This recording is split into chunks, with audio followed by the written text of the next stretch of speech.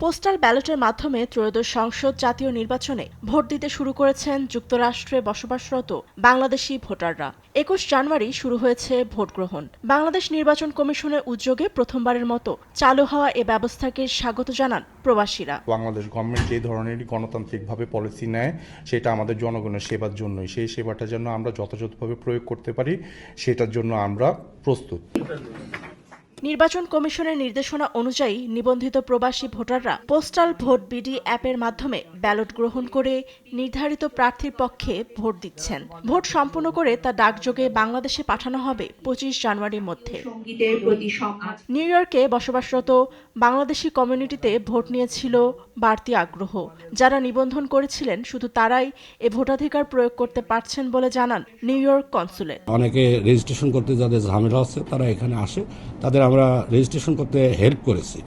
Ultimately এটা আমাদের না, এটা সরাসরি যার যার ঠিকানায় তাদের কাছেই যারা অ্যাপ্লাই করছে রেজিস্ট্রেশন করছে তাদের ঠিকানায় চলে যাচ্ছে এবং তারা পোস্টাল ভোট কাস্ট করার পরে সেটা পোস্টে দিয়ে দিলেই বাংলাদেশে চলে যাবে।